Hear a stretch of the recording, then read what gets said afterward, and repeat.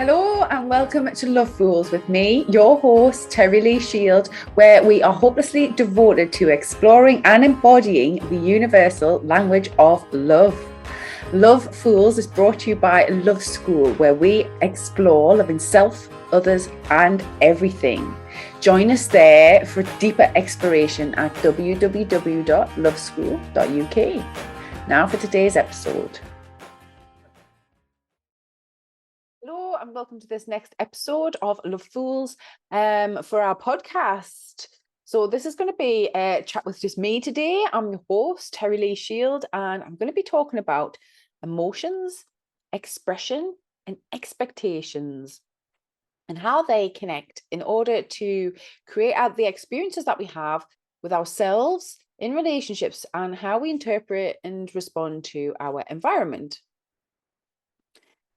These three words are really important, especially when we're living in a situation where we're just so overwhelmed and confused with feeling all the time. And that can be like any feeling.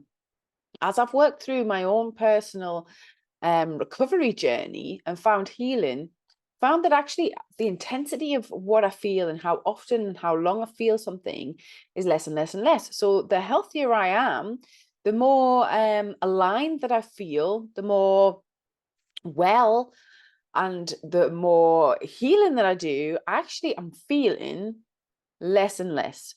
But here's the clincher. In order to get to that point, I had to learn how to feel at all and how to feel more and more. And it seems to me that now I'm in this place that I can reflect back. So hindsight is a wonderful thing, right?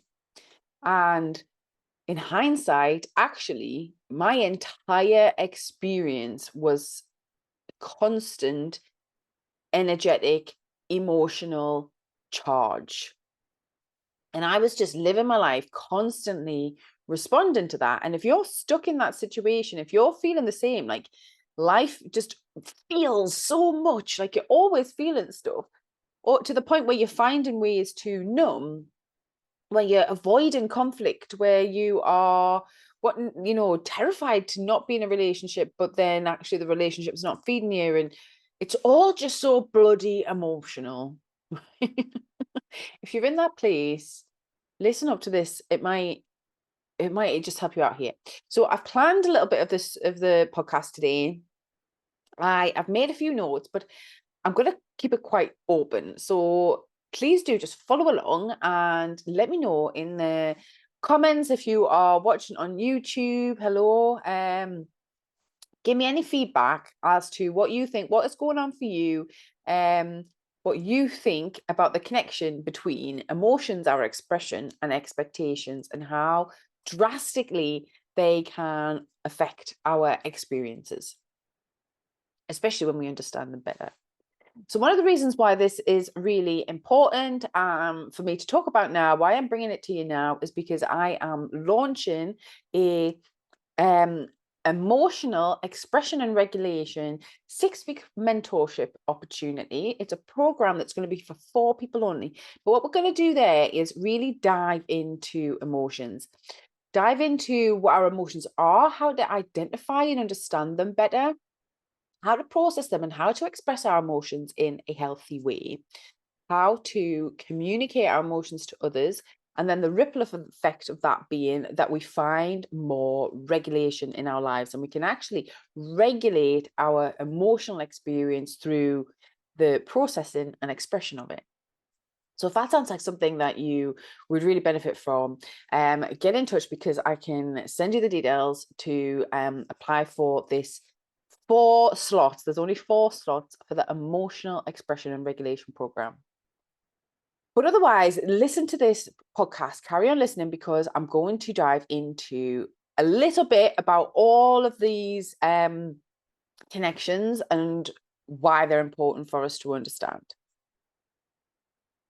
I talk a lot about emotions as energy emotions. They are the tool of communication between our body and our mind in order to tell us how our internal and external worlds are colliding, how we feel about it. Like literally, this situation is happening.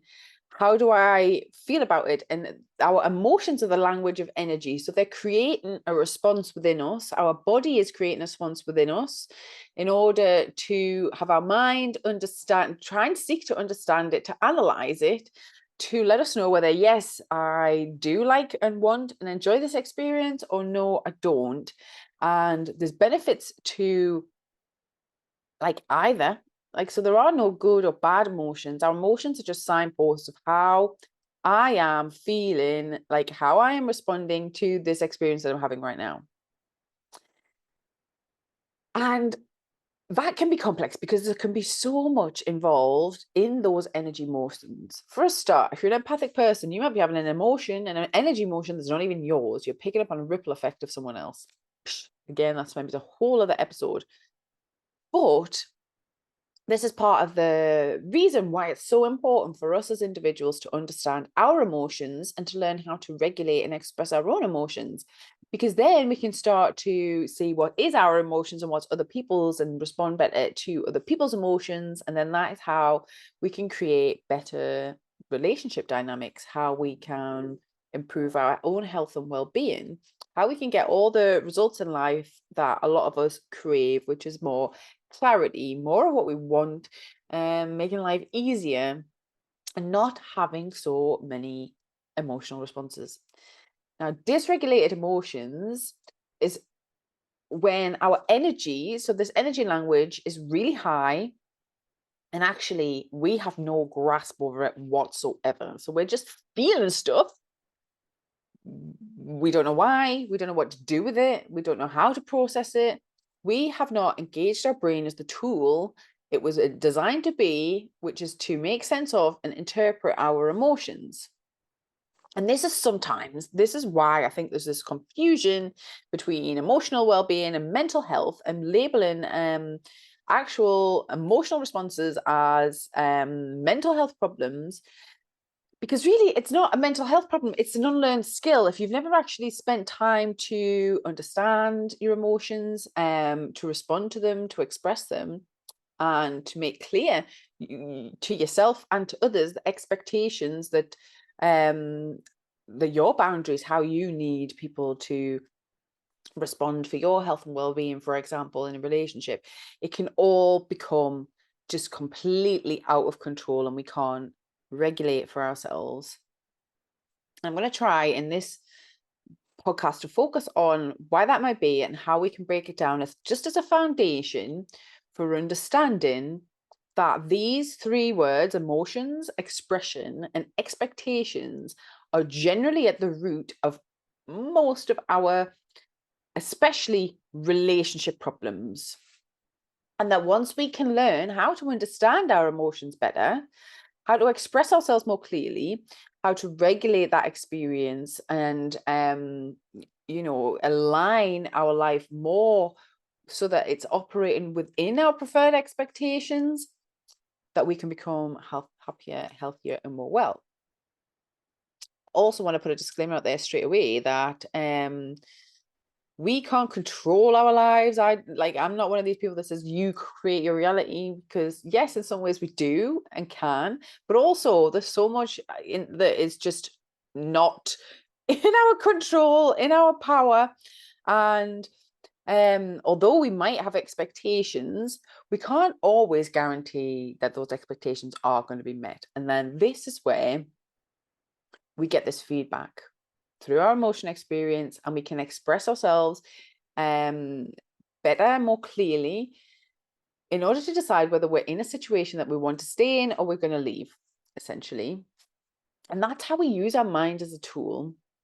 Our mind should be this like a computer that understands certain inputs and outputs and helps us to process that information to improve our experience, improve our selves, our behaviors, our responses as we're moving through life. But if we don't use our mind in that way, if we haven't learned to master our mind and control our mind to become an effective tool, our mind can actually control us. And that's where the confusion can come in with our emotions, because our mind might even try to repress our emotions or tell us our emotions are wrong or irrelevant.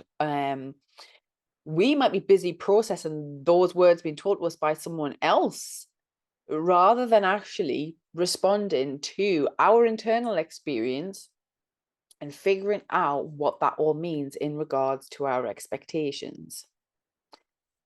So emotions often start right there with expectations. We have created an expectation within our mind, within ourselves, for what we want life to be, how we want to be treated, what we want to receive, what we want to give, what how a situation might unfold, what we want from a relationship. There might be lots of things, expectations that we have come up with in regard to any scenario at all. So I'm not just talking about relationships, as in partner relationships. This could be with family, this could be with friends, this could be in work, and also in relationship to yourself. We've come up with these ideals, these expectations of this should happen, this shouldn't happen, this is right, this is wrong, this is what I want, this is what I don't want. And in essence, there's nothing, that's not a bad thing. I'm not saying that we shouldn't have these expectations, but they're generally the root cause of a lot of our emotional responses. An emotional response will come from some sort of pain or wound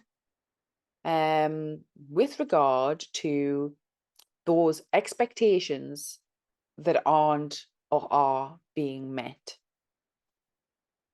And as I said at the beginning, as I have moved through a lot of shadow work, a lot of healing in myself, and I realize I have less expectations for certain scenarios, that actually have less of an emotional reaction and not as long as of an emotional reaction.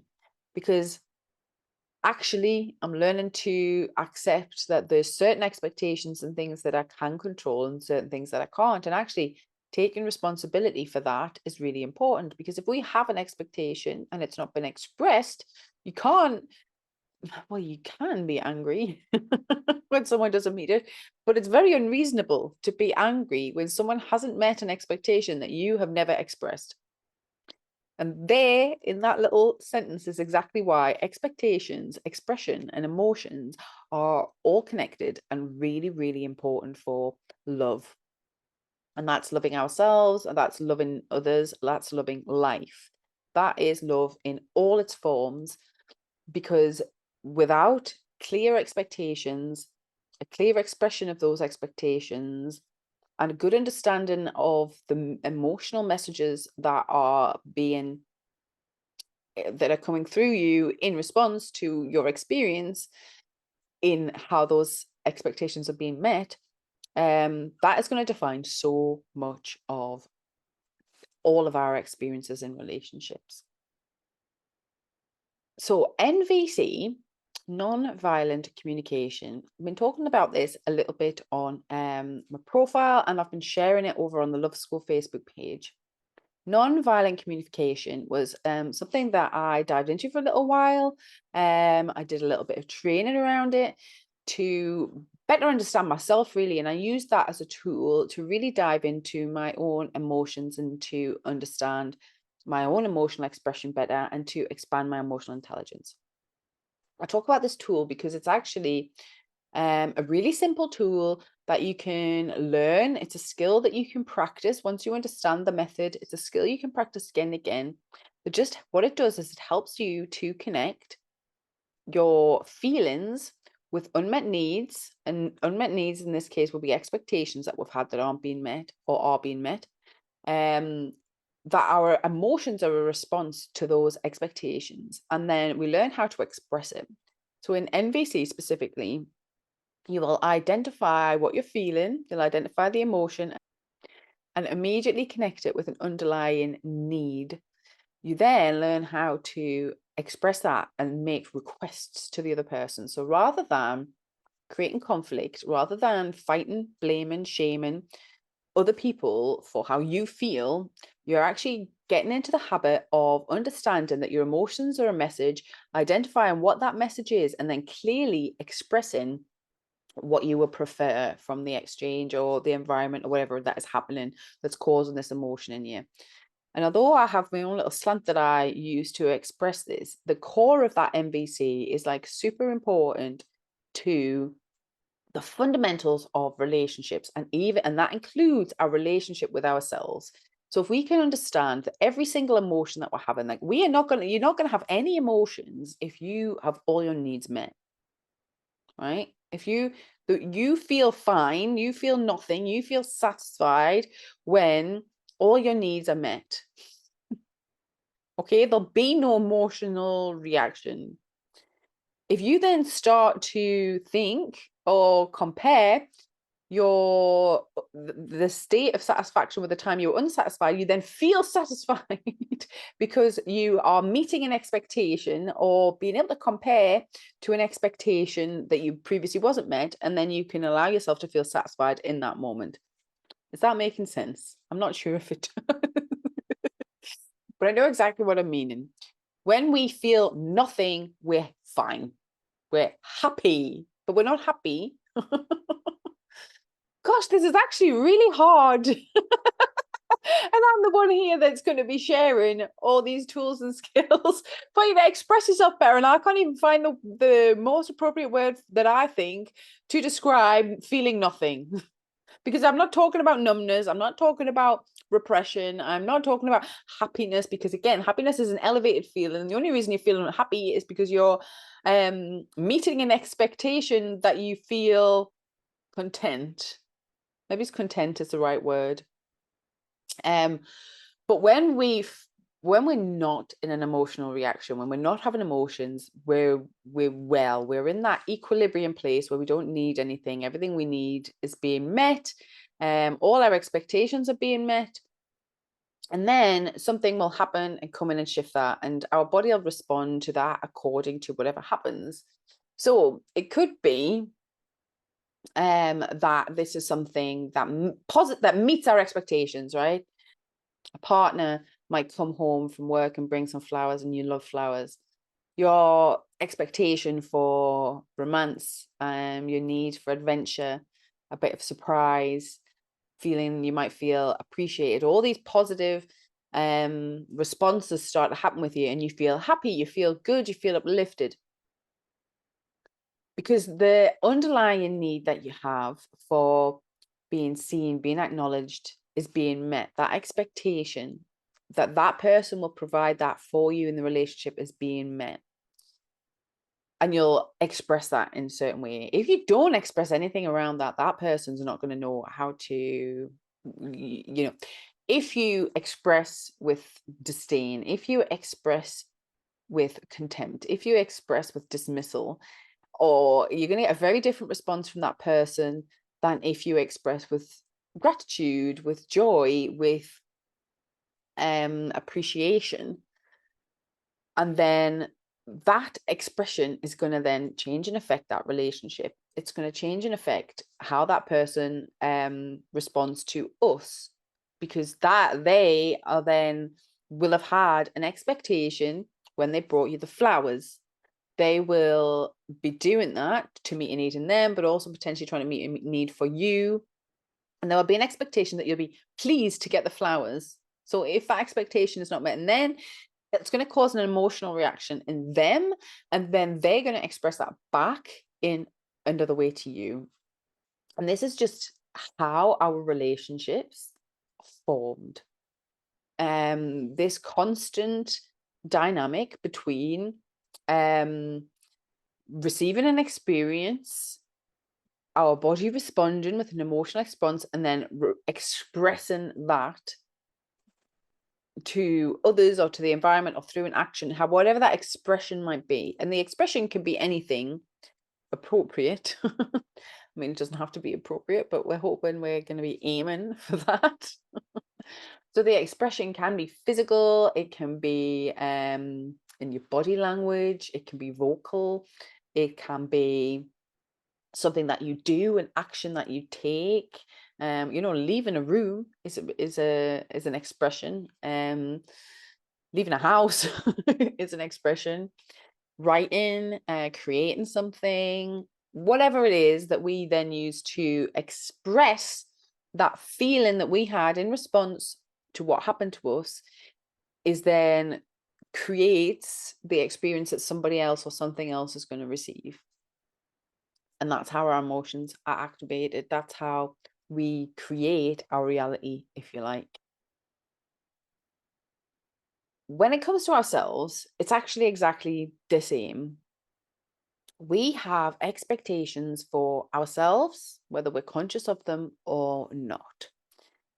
A lot of Love School focuses on how we can become conscious of this, how we can be conscious and aware of what our expectations are for ourselves, change them if necessary, align our behaviors and our actions and our habits with those expectations, align our mind and our thought process of how we direct ourselves and how we use that tool with those expectations for ourselves, for others, for life.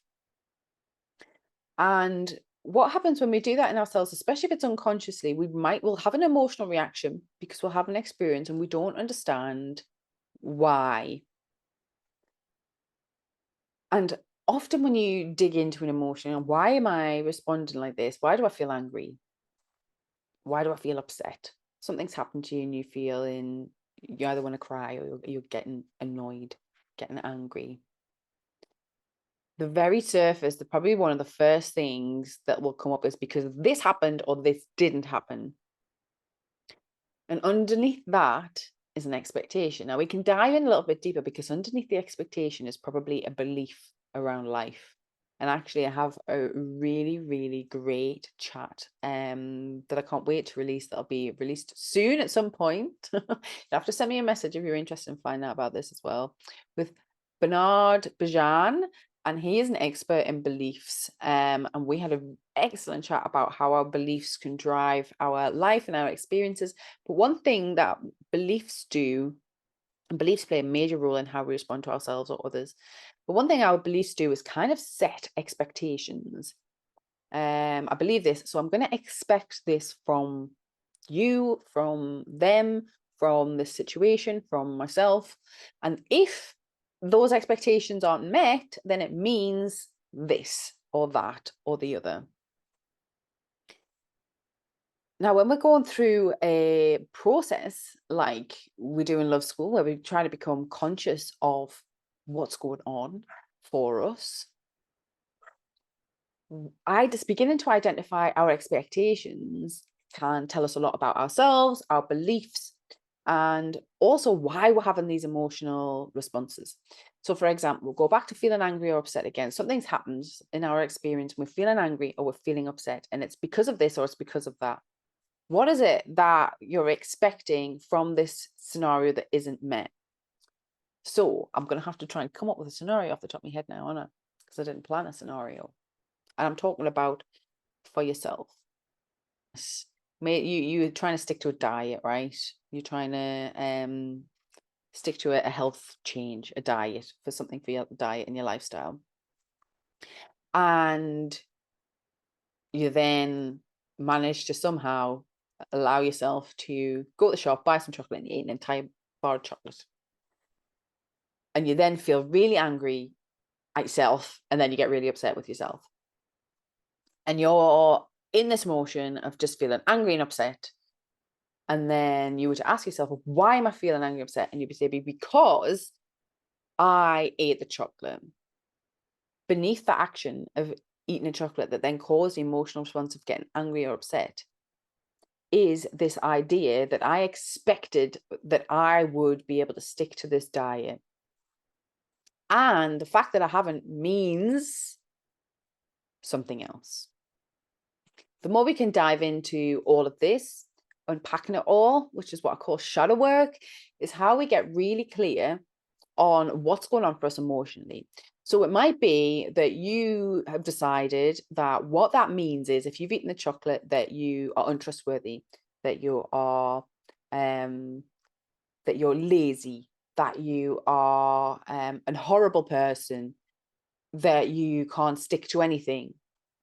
All this meaning that we are giving, all in this moment, all in this response, emotional response to eating the chocolate, is coming because of an expectation, and then not being able to express that to ourselves in a helpful way. So one helpful way, once we've identified what the emotion is that we're feeling and why we're feeling that way, is to express to ourselves better what we expect from ourselves, why we're doing it, why we have those expectations, and actually build a relationship with ourselves as if it's somebody else. And we would do exactly the same thing in a relationship. If we have an emotional reaction to someone or something that happens, it's very likely because there's an expectation under there. And it could be that that expectation has never been expressed. It could also be that that expectation has been expressed, and that person is choosing not to meet that expectation for us. Or it's becoming apparent that that person is not able to meet our expectations. But it's only through the expression, it's only through the diving into that and understanding what's going on, is how we figure out if this person can't meet our expectations, or if it's ourselves, if we can't meet our expectations, and why. Are our expectations too high? Do our expectations need to be lowered? Can our expectations be moved? Can this expectation come from somebody else? Can this expectation come from, be expressed in a different way? If the answer to all that is no, then we need to sort that out. We need to respond and express ourselves in a different way.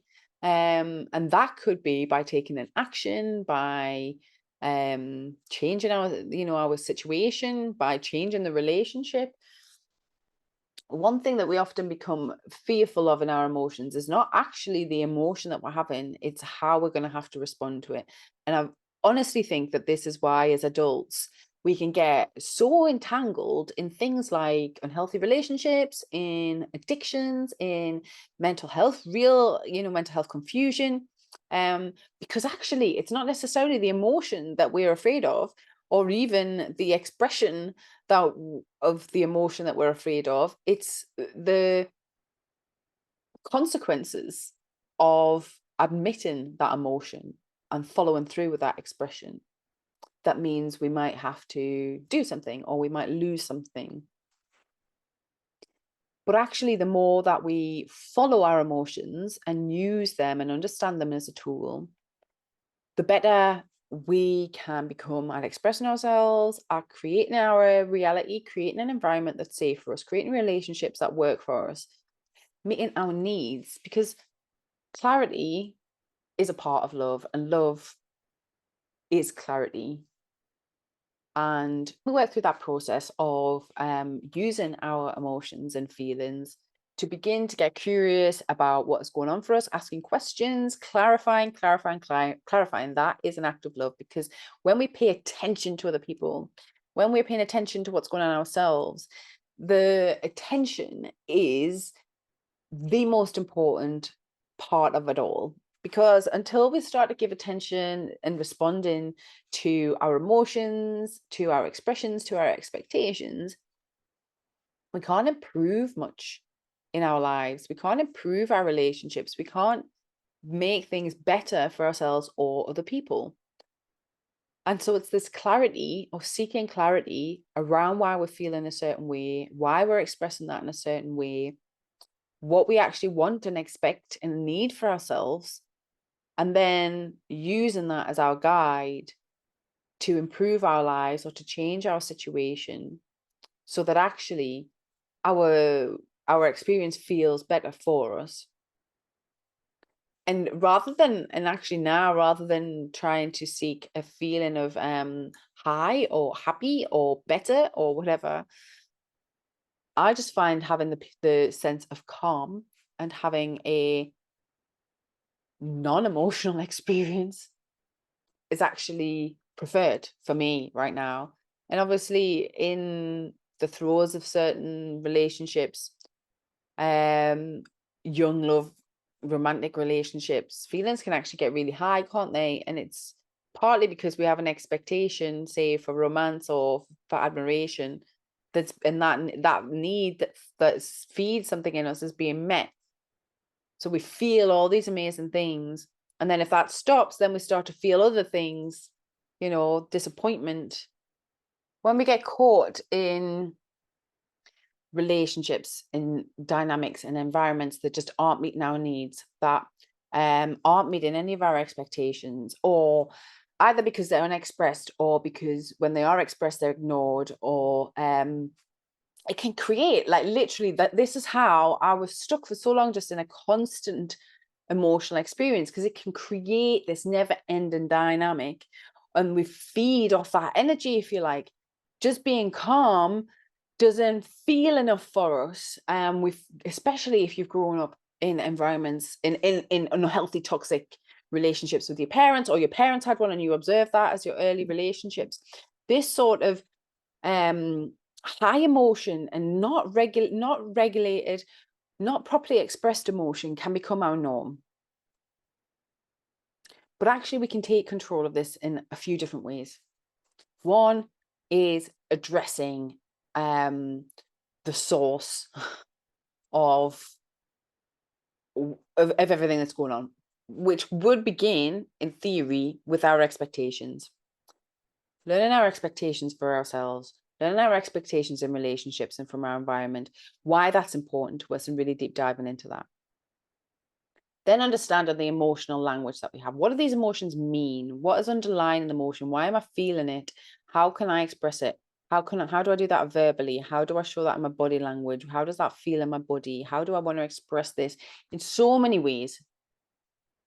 And if you, like I say, if this is kind of resonating and you want to really dive into this, this is exactly what my emotional expression and regulation course dives into. It's 6 weeks where we really look into all of this really deeply, understanding the language of emotions, understanding the artistry of emotions, understanding how to process it, how to get a better grasp on all this. Because if you're really confused by this that I'm saying, it could be that you've never taken any time to really understand your emotions. You might have been taught what anger is, but you've never actually spent any time understanding how anger feels in your body, where it comes from, how it likes to, come out, and then how you can appropriately express that. And then set the expectations that your anger triggers are triggered less, and then also, if needs be, that you need to actually feel safe, because anger is often like boundaries being crossed, that you're confident enough to make that change. Another part of it is looking at our own energy, the own power that we have over our energy, and how the language of energy works. So our language of energy, especially in regard to our emotions, yes, we can use words, but we say it so often, don't we, that our words aren't enough to express what I'm trying to get across. And this is why art was created. This is how colors can be really useful. Sound can be really useful, because our emotions are all based on energy. They're based on energy frequencies. They're based on how the energy feels and moves within us and how we respond to that. So actually, if you want to just kind of get a bit more of a broad understanding, really to completely dive into it and, do an intensive on this, we actually have a course that's very nearly finished in Love School, which is building your energetic power. And that's going to look at energy behind emotions. It's going to look at how we can master that with our mind, and understand how to use our mind as a tool to understand our emotions, and our emotions as a tool to better regulate our mind, and how that works together. So you might be really interested in that, especially if you have a spiritual interest and you want to understand the spiritual, the non-physical aspects of life, which is energy. And that course would be really, really interesting for you. So have a look, send me a message, have a look at loveschool.uk, and building energetic power. You can sign up on the wait list to that. Now, if all of this is just sounding like, okay, yes, I understand I have all these emotions, but I'm wounded, I'm hurting, and I don't want to be doing courses, and I don't want to be doing one-on-ones, especially if you've coming out of abusive relationship, if you're in an abusive relationship, that can be with yourself, with others, with a partner, with your family. and you're realizing that there's this dynamic that's gone on a lot for you, that your expression has been stifled, that your emotions are really high and you don't understand them, and that your expectations for life, for relationships, for yourself have rarely been met, and that hurts. There's actually a free support group that I run, which is Natural and Holistic Recovery from Trauma, Abuse and Neglect UK. Catchy name, I know. But if you search for that, you'll be able to find us on Facebook, and you'll get a bit of support to go through this process especially when you try to do it in a natural way. It's important for us to have standards for ourselves. That's how we keep safe. It's how we keep well. It's how we make sure that we are meeting our needs.